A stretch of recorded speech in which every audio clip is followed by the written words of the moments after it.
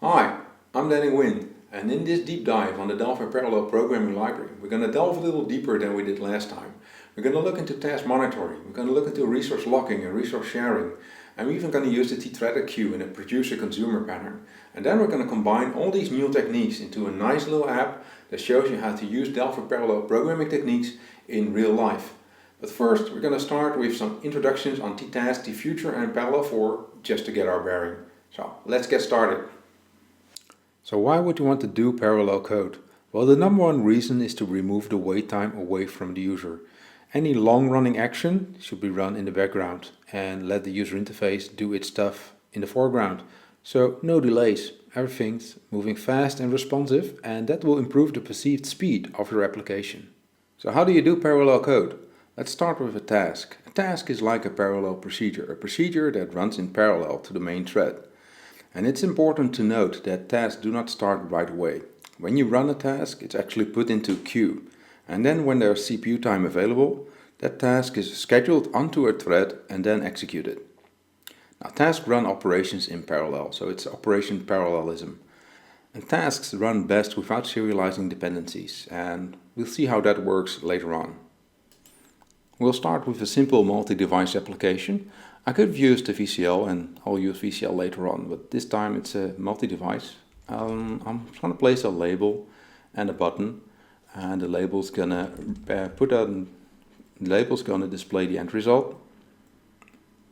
So a label and a button. Let's increase them a little bit so we can all see what it's going on there, because we're using a higher resolution in this CodeRage. Okay. I'm going to return an integer, and that integer is going to be a random value. So that value is a random 42 value, and then I'm going to just display it on the label. Now, calculating the random here is obviously not taking a lot of time, so we will just run this. There will be no delay. You see, it works. But if you have some calculation that actually takes a lot of time, I'm gonna emulate this with a sleep. So if you have a calculation that takes some time, like a REST call or a database call or any type of interaction that goes over the network actually, then it might take a couple of seconds before you get your result value. And if you then run this, it's gonna wait. To make it more obvious that the user interface is halted, I'm gonna put an animation on the top with a scroll bar, and scroll bar using a float animation. The float animation is going to modify the value for a duration of 1 second. It's going to modify value from 0 to 100. So the scroll bar will move from left to right. It's auto reverse enable loop. It should work. Now let's run this. I'm actually going to use the scroll bar code for a lot of demos. Okay, you can see here, it's now stopped for 3 seconds. And that means the user interface is unresponsive and the user actually has to wait for the end result. And we're gonna code around that using a TTask. And TTask is an element of system.threading. So we're gonna use this class of system.threading. And then TTask.run. And there are a number of parameters here, but I'm going to use the simple version with just an anonymous function or anonymous procedure. And that procedure is going to be run in parallel to the main thread. So I'm going to put the calculation in there like this. And that's basically it for a simple TTask. I'm going to run this. And the user interface will not stop, but you will still get feedback in the label, number 29. Now there's a small step I have to take additionally. That is, I need to synchronize any user interface updates with the main thread, because the main thread is responsible for updating and maintaining the user interface. And if I were to update the user interface from a parallel thread, that could go wrong. So you need to use tthread to synchronize here. The nil value is actually the thread where the call is coming from. And it's going to do exactly the same stuff, but now it's safe. So you have a TTask run, some code, and a synchronize.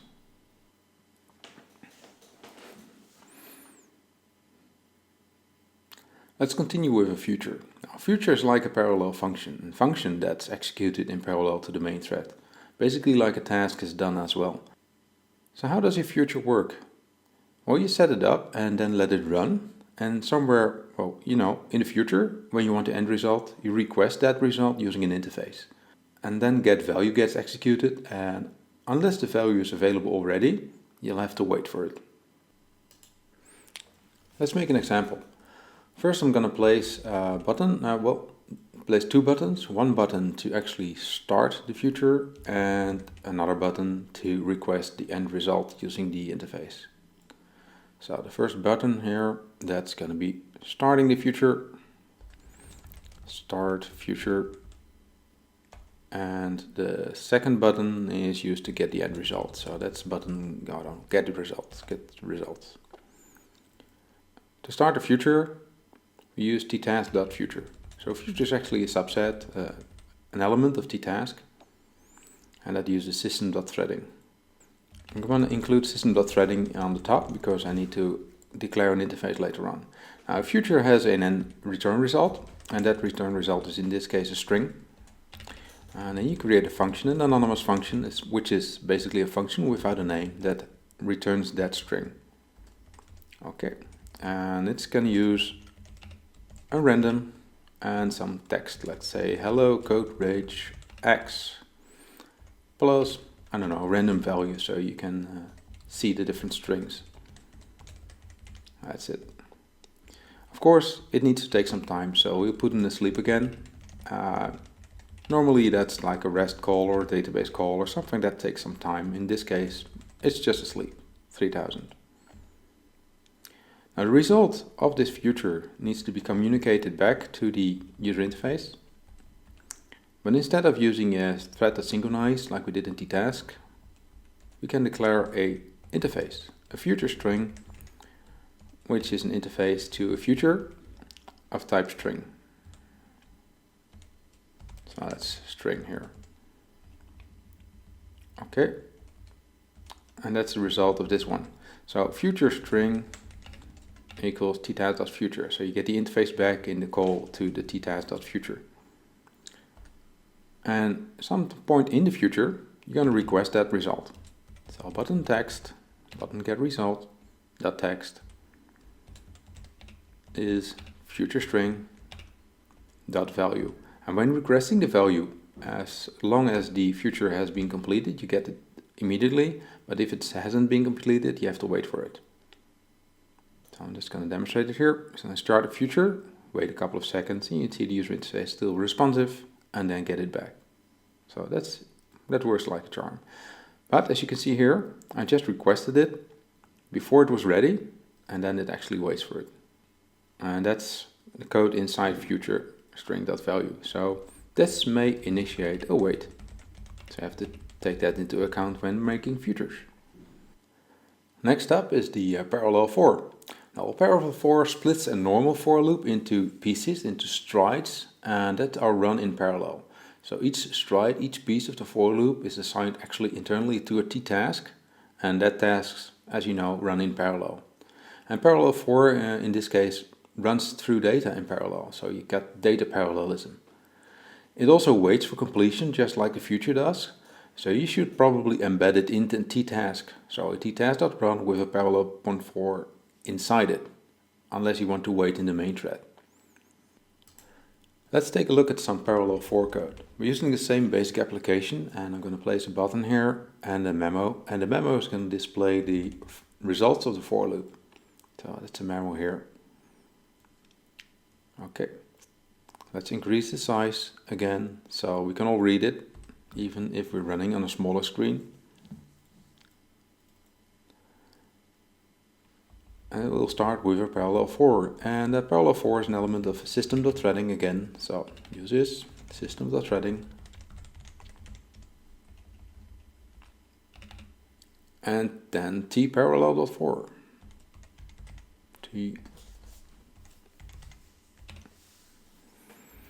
Parallel.For. And all the completions is going to add an ampersand. It's not really necessary. And there are a lot of variants for the Parallel.For.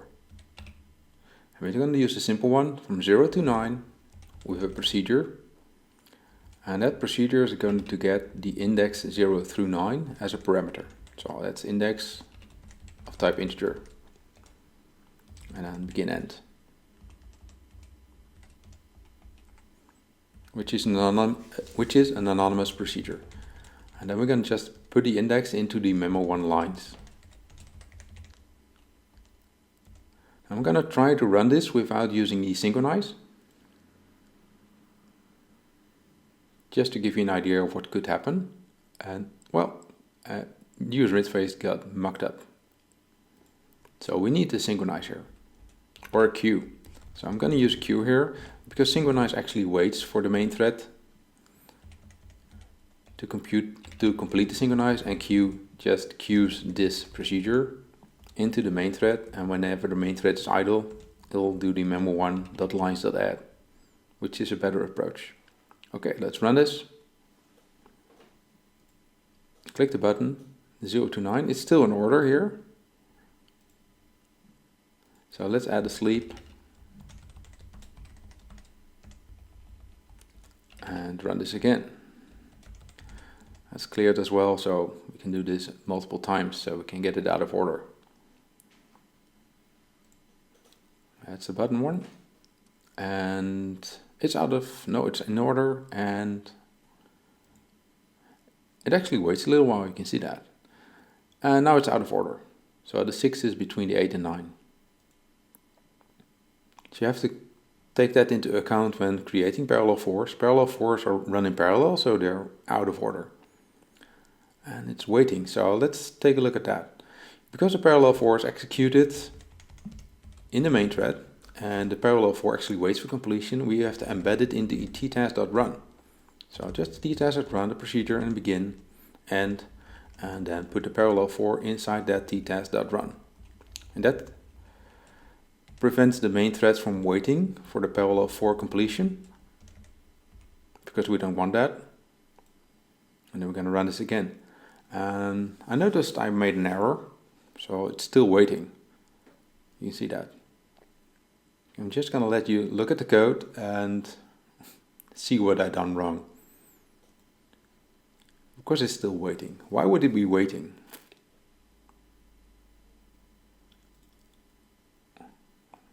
Well, the reason for that is the sleep here. I put the sleep in the tthread.queue, and that basically means that the sleep or the long running operation is running in the main thread, so that's kind of silly, right? You need to run that in the Parallel.For itself. And now it works as it should. And you can see it actually building up. So that's the Parallel.For. Let's take a look at another example I made. It's going to paint some rectangles using a normal for first. And that normal for is actually embedded in the TTask.run. So this normal for is in the TTask.run.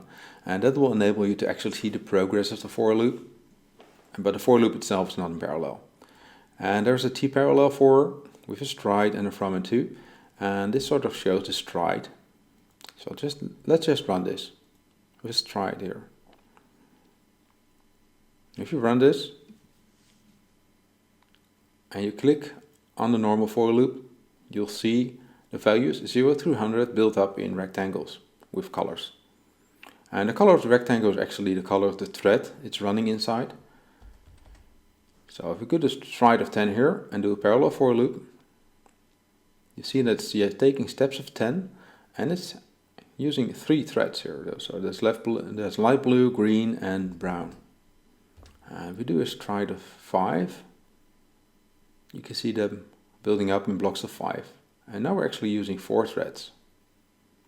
Different colors are here.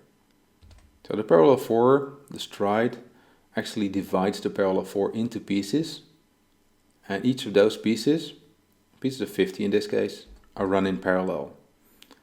So if you put it on 1, you don't actually get 100 threads, because the threads are queued and optimized for the CPU.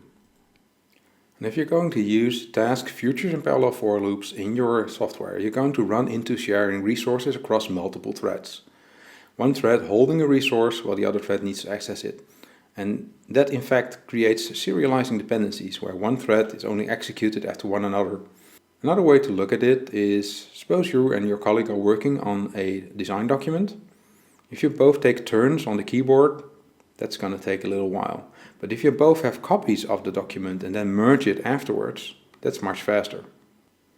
So in general, you should avoid sharing resources. Just making a copy, that's usually better. But sometimes there's just no avoiding locking resources to share them across threads. And in that case you can use, for instance, TInterlocked. TInterlocked will give you access, atomic access to non-atomic simple types like an int64 or a double, things like that. You may be aware that for atomic simple types like the integer, you don't actually always need to use TInterlocked, but it is safer because TInterlocked, even on atomic simple types that are executed when you do an add in one CPU cycle, it's possible to run into out of order execution problems related to memory barrier, things like that. Just take a look at the Wikipedia on memory barrier and that will give you an idea of what can go wrong. So in general, it's safer to just use TInterlocked. And the TInterlocked compare exchange is especially useful because you can use that one to code around possible race conditions, where one thread is updating a value that you want to update, and the compare exchange actually compares the values, so before exchanging. But you can also use the TInterlocked compare exchange to read values. Because the TInterlocked read only exists for integer types, in that case you can use the TInterlocked compare exchange to get, for instance, an interlocked read of a double. So how does this work? Well, compare exchange always returns the resulting value.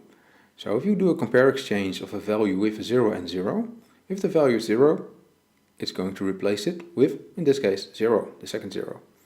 And if value is unequal to 0, it's not going to replace it. But in both cases, it's going to return either 0 or the value. So it's basically a read. Let's take a look at the usage of TInterlocked. I'm going to create a VCO Forms application here, and then I'm going to use a Parallel.For loop to show you how interlocked works and why would you want to use it. So I'm going to put a label on there for the result to display the result of the Parallel.For, and then I'm going to put a button there to start a Parallel.For, and the Parallel.For is going to increment an int64. Let's make it a bit larger so we can more easily read this. Okay. Behind the button I'm going to code a Parallel.For, just like we did before. And I'm going to use that to increment this int64, fsum int64.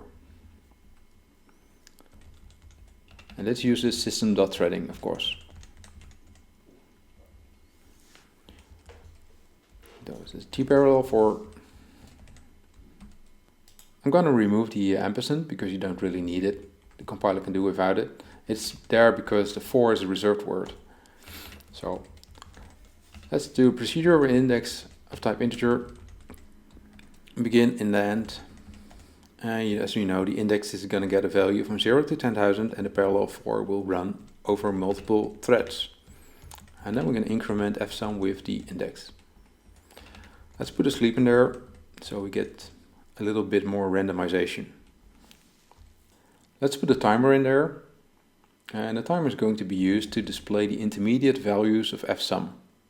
So for every second we'll show you the actual value of fsum while it's been incremented in the Parallel.For. Label 1, caption, is the fsum to string. Now all of this code is not yet thread safe, because we're actually manipulating and reading fsum from multiple threads. In order to prevent waiting for the Parallel.For to complete, and in order to be able to see it progressing, I'm going to embed it in a TTask.run. So the procedure tParallel.For, let's indent it so you can see the code a bit better. That's it. Let's run this. Now the actual result of a sum of 0 to 10,000 should be 5,000, 5,000. But as we'll be seeing now, we're not getting 5,000, 5,000. That's not good. That's because the int64 is updated at the same time from multiple threads and it suffers from sharing, where the least significant bit of the int64 and the most significant bit of the int64 are updated from multiple threads. So you're actually losing data. So what you need to do is add a TInterlocked with an add for the fsum and the index. And the interlocked add makes sure that you don't get sharing. So let's comment this out. We also need to make sure that fsum is 0 at start of the action. But doing it this way is actually not thread safe as well. So if I were to click the button multiple times, it would get weird results. So we're going to use the interlocked exchange fsum 0 to set the fsum to 0. That's the thread safe way of setting something to 0. And when requesting the data, we also need to request it using a TInterlocked read.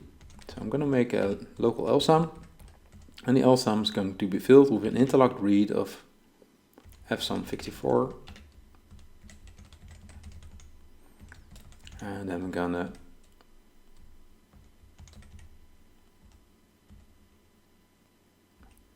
put it in the label. Now it's thread safe. So you should now get a result of 5000, 5000 without any weird intermediates. Yeah, it works. Let's compile this to 64-bit Windows because, well, you may think that this int64 is actually atomic in 64-bit compilation.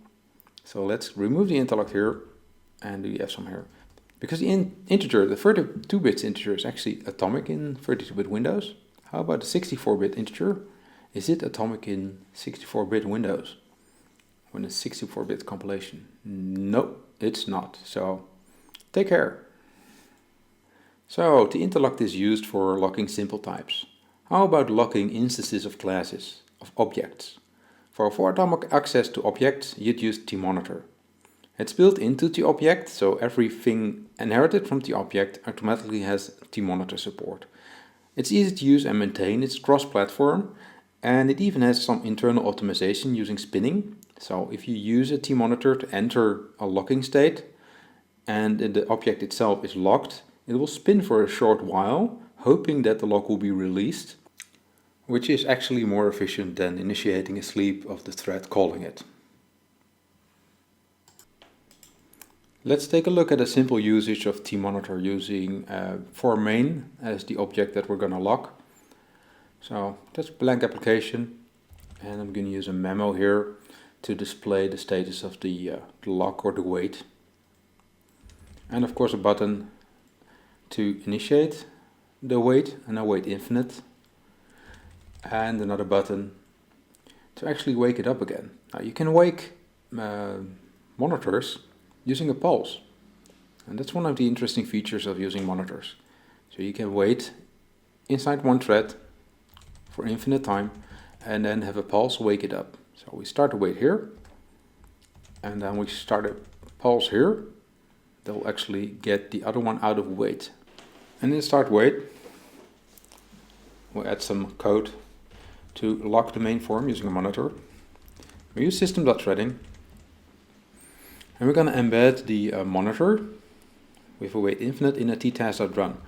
So it's actually the thread that's running alongside the main thread that will get halted, and not the main thread itself. If I were to run the TMonitor wait inside the main thread would actually be stopped. So that's not what we want here.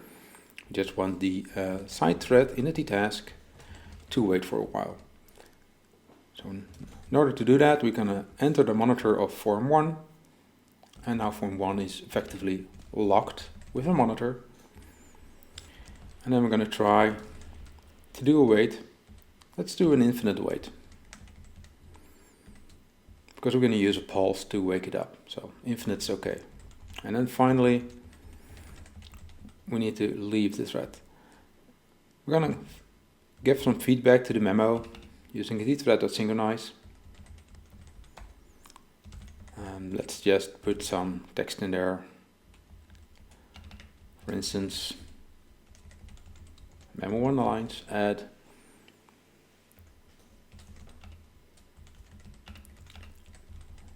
the wait is over. Why is the wait over? Well, it's going to actually hold at the TMonitor.wait for an infinite amount of time until it's pulsed. And after that, it's going to leave the monitor.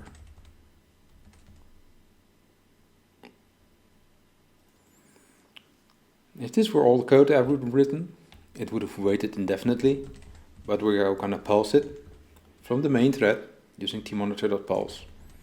And that's going to wake it up again. Okay. Let's take a look.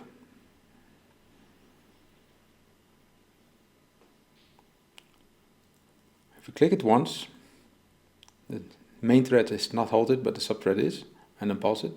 If we click it twice, we can actually pulse 2 threads. And we click it 3 times, there's 3 threads running, and pulse it 3 times. This is how a TMonitor works.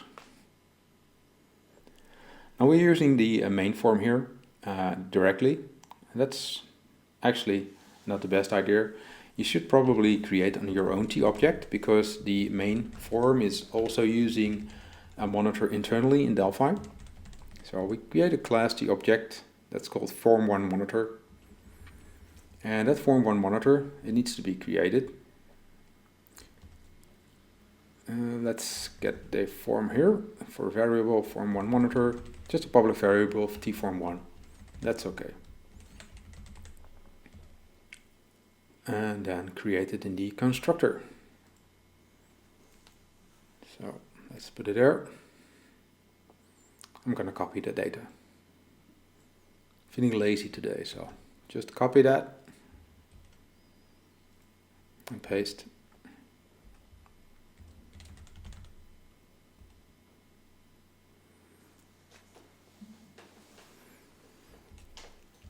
Now we need to rename this to form1monitor.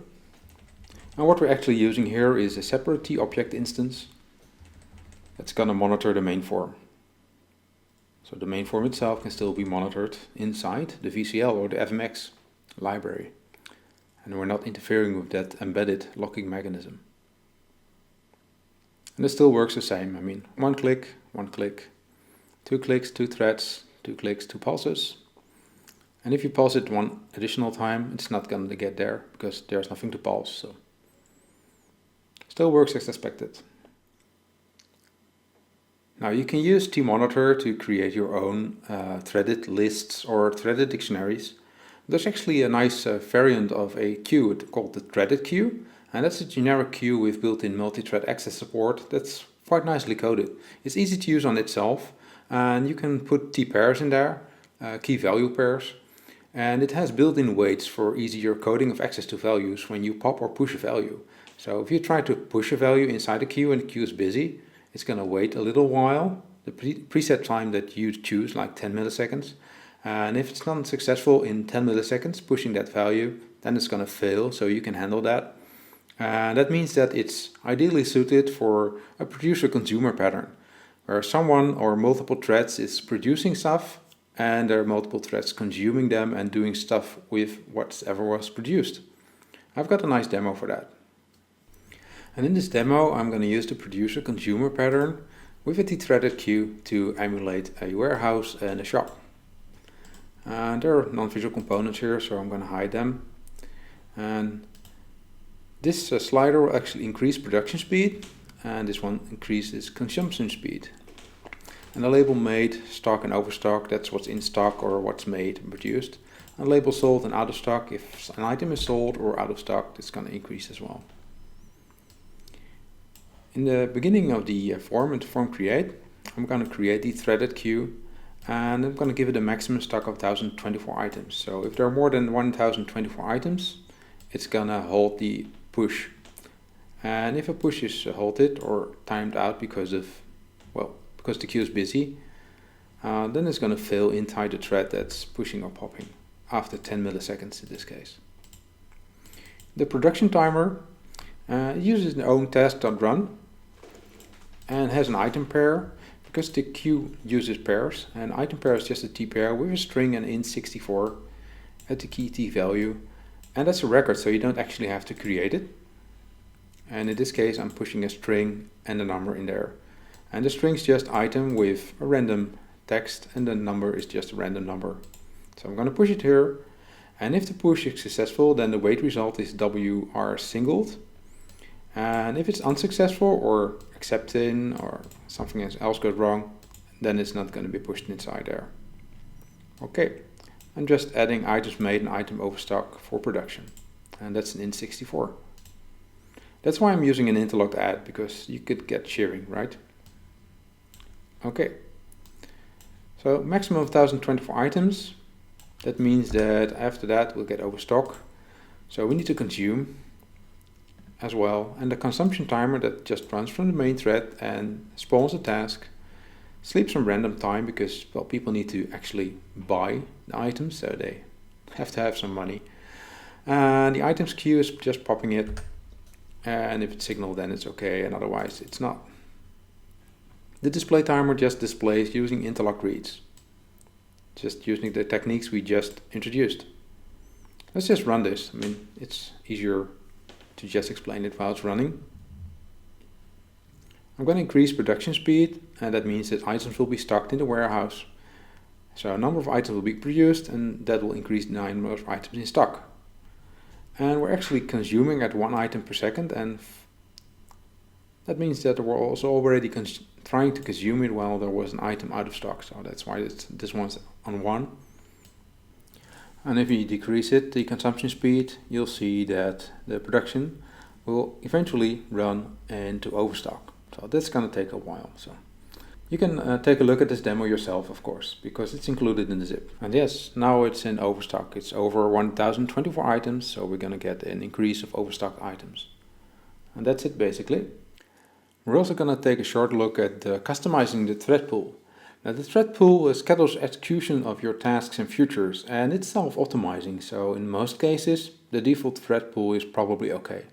But you can use your own thread pool if, for instance, you want to optimize the thread pool for many threads, or if you want to optimize the thread pool for limited resources, because you know that, I don't know, you want your app to run in the background as a service and not use 80% CPU time. And the thread pool uses internally a master worker design pattern. So there's a master thread that actually looks at the queue and actually looking at the CPU time that's available. And if there's CPU time available, it's going to create more threads into the thread pool. And if there's not enough CPU time available, then it will decrease the number of threads in the thread pool. And this master worker design pattern, the workers in this case are the threads, and the master thread is just monitoring the queue and scheduling tasks and enabling them to run on a thread. That's all. I'm going to use the Parallel.For squares demo we used earlier, and I'm going to add a Parallel.For that uses a ThreadPool in that one. So what I need to do is add a button that's going to act the same as the Parallel.For loop, but now it's going to use a thread pool, a limited thread pool. So this is the button thread pool. Let's just rename it here. And in the code for the button thread pool, we're going to use a custom thread pool. Now we need to declare that custom thread pool in the form, and that's just an f pool of type TThreadPool. There you go. Before we can use our own custom thread pool, we will have to create it. So if the f pool is empty, if it's nil, then we will have to instantiate a custom pool, and we'll also have to initialize it, of course. So fpool is a tthreadpool.create, and then we're going to initialize the worker threads, the max and the minimum amount of worker threads. If you want to set the max worker threads, please keep in mind that there's a maximum of actually a minimum amount of worker threads that you can use in a normal thread pool, and that's the processor count. You can see that if you look at the source code. That's right here. And the min worker threads should be lower than the max worker threads. I'm going to set it to 1. Okay, that means that this custom pool is minimizing resources. It won't create more threads than there are processors, and the minimum number of worker threads is just 1. I'm just going to copy the Parallel.For code. because it's going to do basically the same, but then with a custom thread pool. I'm just going to modify the Parallel.For to use that thread pool. And it's actually in one of the hints that you get. So I believe it's somewhere over here. There's one with a thread pool, and there's one as well. So we're just going to use the sprite, the from and the to, and the paint rectangle.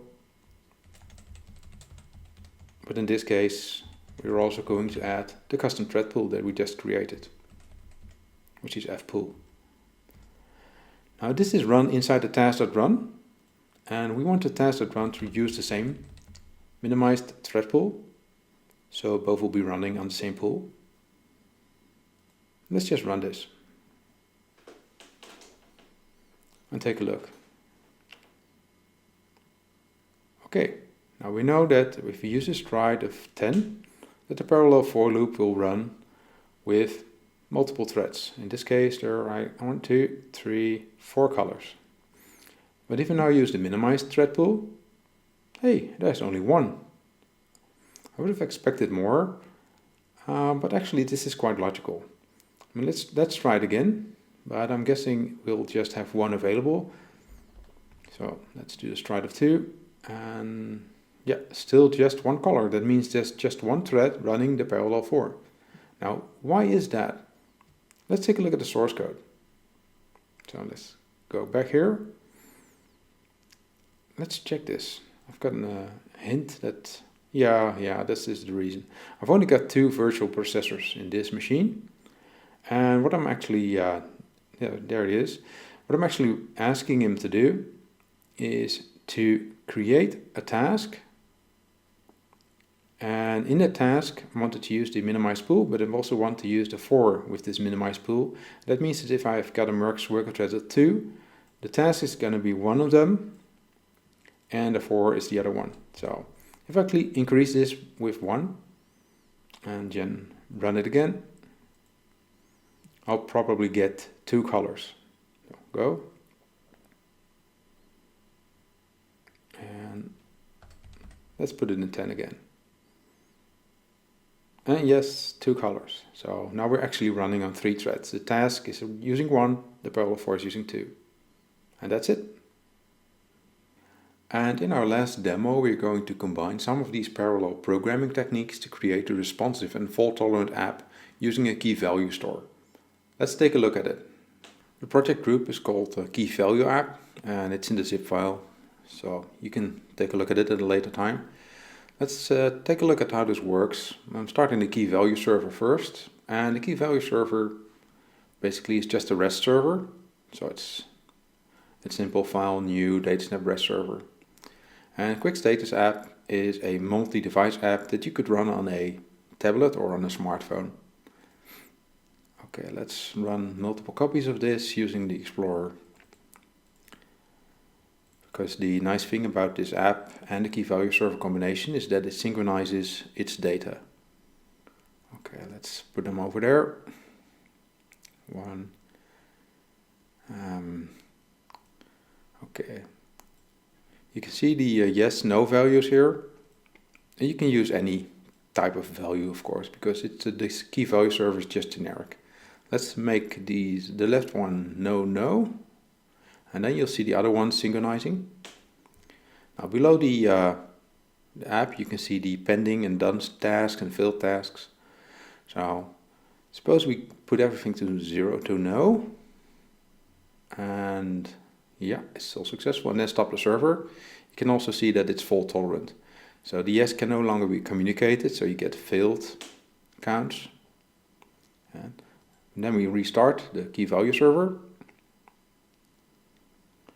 And it's not syncing right away. That's because of a design decision using a last update for the client. But if you just update one of the clients, it will resync again, as you can see. So it does come back as it should. The storage itself is a simple interbase database, but you could also use a key value store in the cloud. Because it's key value, it's ideally suited for cloud storage. So you could use KinVParse or something from Microsoft or Amazon. just as easily as I've used the database here. Let's take a look at the source code. First, the key value server. A key value server is basically just the DataSnap REST server with a query for selecting, inserting and updating the data in a store. And it uses a sync value method, and that sync value method basically looks at a key and a value, and if it's newer, overwrites it, and if it's not newer, then it leaves it alone and communicates the last value back to the app. And the Quick Status app, it has a key value store in a dictionary. So it has a local cache. And that key value store is initialized upon creating the form with the values that are in the user interface. And the key value store, as you can see here, it's a T-key store, but T-key store is just a dictionary with a string and a value datetime. So it's just a key value pair. And if in the user interface the data changes, the new value of the data is put into the key store with an add or set value. And we use TMonitor, enter, exit to actually block it.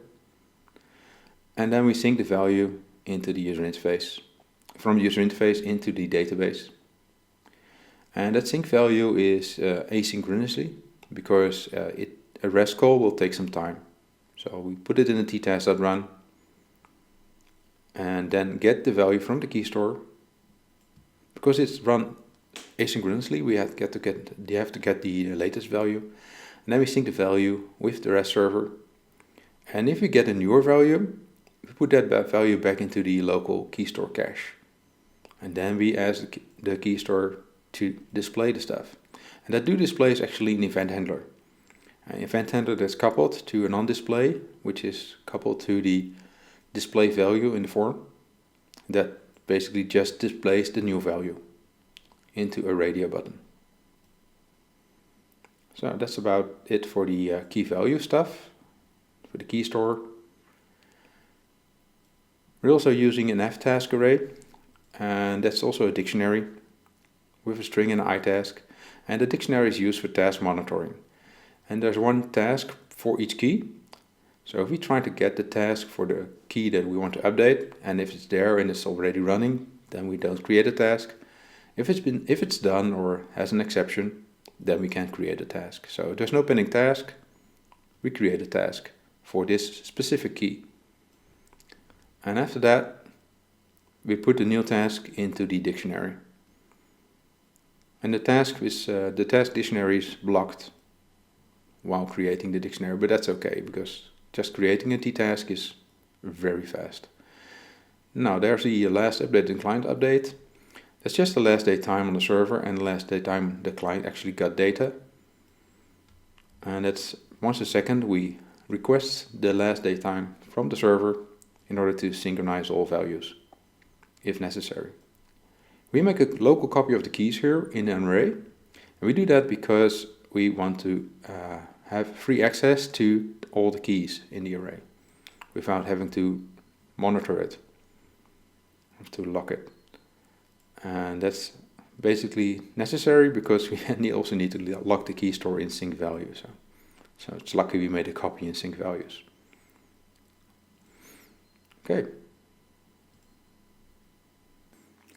Okay, that's it. I hope you enjoyed the session. If you've got any questions, now's the time to ask them. Please note that the materials for the session, the source code, will be made available directly after this session on dannywin.nl Delphi/CodeRage X, so you can download the zip file there. But the video itself will be made available by Embarcadero after CodeRage X has been completed. If you like the artwork, visit cantana.nl as well. Okay, on to the questions. Danny. Okay, great. Thank you, Danny, for that informative session on parallel programming. Hi. You're from the Netherlands? Hello. Okay. How's the audio? You sound great. Cool. Okay, here's a question Alf saying. It says, I have a program where lots of work is done sequentially, but could be sped up quite a bit if each step could be parallelized, but some steps need to wait for other tasks to be fully or partially done. So I want to use a T event to single certain parts either completed or, like in one table, all dependent on the entry either is found and the ID of record is made publicly available or event. How do you use PPL to do this? Well, you can basically still use T event if you want to, but PPL also has a nice feature in Task, which is a wait for all that waits for completion of tasks. And you can sort of do the same thing with futures, where you just put a future in there, have it scan for the change you need, and if these thesis change, then it's finished, and at a later time, you can just request it using the iFuture. So there are actually 3 possibilities. Okay. What about nested for loops? How to use parameters with TTask without copying big data? Nested for loops don't work that well with Parallel.For because they will compete for resources. It's better to use a normal for with a nested Parallel.For or the other way around. Okay. That's good to know. How could I make a helper class with overload and for T-parallel to accept a generic list? Not sure what you want to do with that because the T-list itself is not thread safe. And the Parallel.For will start multiple threads that will all access this single T-list. So that's going to run into problems. But if you want to do it, yeah, you can. I mean, TPF helper equals a class helper for T-parallel, and then use your own procedure that calls itself for worker, something like that. But T-list is not thread safe. Okay. My program scans WMI for one computer. Could the parallel PPL or OPL be used to control scanning many computers in parallel in order to shorten time to do the work? As far as I know, VMI can be called from multiple threads. So yes, that would be an ideal use case. You can scan each computer in their own task, or even use a Parallel.For to just walk over all the computers. Make sure each thread gets their own resources, though. Oh, yeah. Okay. Why did you write T-parallel and for instead of T-parallel.for? Sometimes using and before the for and sometimes not. Yeah, I was wondering the same thing when I first wrote the first Parallel.For. The ampersand is just to denote that the for, that's actually a reserved word.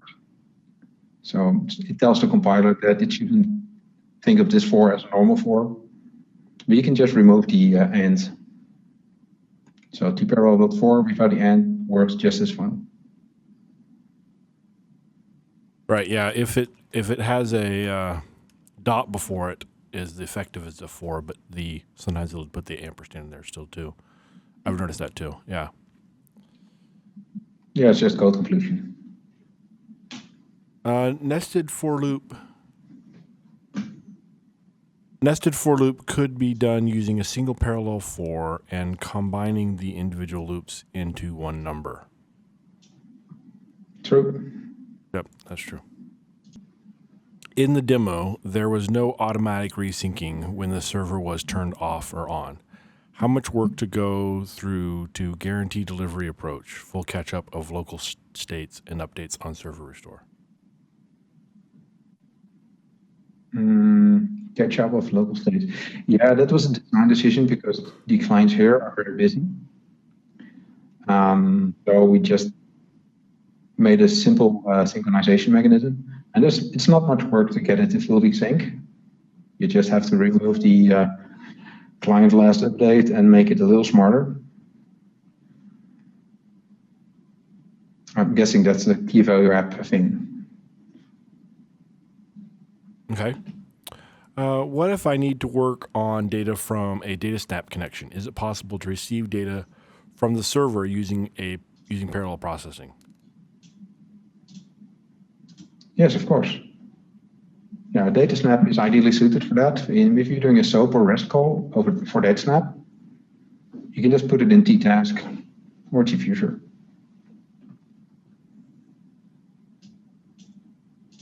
There's a lot of echo in the sound I'm seeing here. I'm trying to fix that.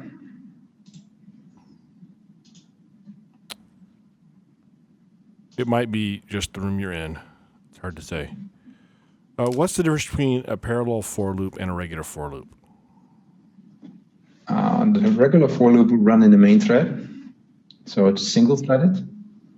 And the parallel for will be divided in strides and then run over multiple threads. In your monitor example, is there a way of knowing how many threads have been spawned to know if you are still waiting for some tasks to complete? Yeah, because I'm using an interface for the task. That interface is actually used to look at the status of the task.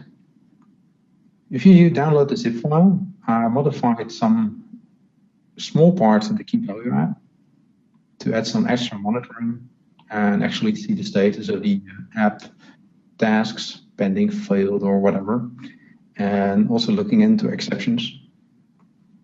Okay. What is the best way to make a thread that opens a SQL query with FireDAC long running, and after executing the query, open a fast report to show the data?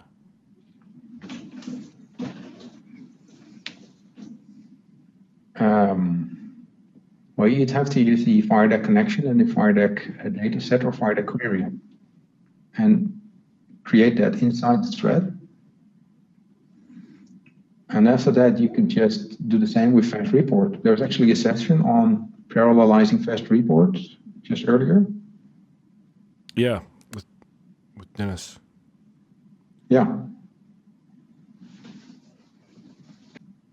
I've modified some setting here, but I'm not getting any better results. There's no echo on my side. Not sure what's wrong. Yeah, I'm hearing a little reverb, but not any echo, so I'm not sure what's going on. Okay. All my tasks are updating a data snap server. Do I need a separate connection for each thread to update database, or are connections to data snap thread safe? Connections to data snap are not thread safe. You need a separate connection for each thread.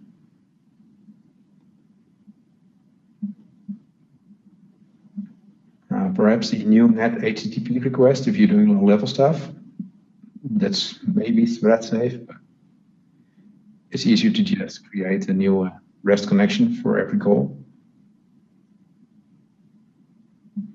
Okay. And you can do async REST calls. With REST request, async. Yep, that would be good too. Yeah, if you don't want to share resources, or either, if you don't want to repeat creating resources. Okay. With DB Express, there was a TMonitor component monitoring database traffic. Is the TMonitor shown today the same component or a completely different one with the same name? That's a nice question. There are actually 3 TMonitors. There's a TMonitor, which is your actual PC screen, so your screen. There's the TMonitor for DB Express. And there's this TMonitor, which is used for threading. So sometimes you have to use system.tmonitor to get the thread monitor.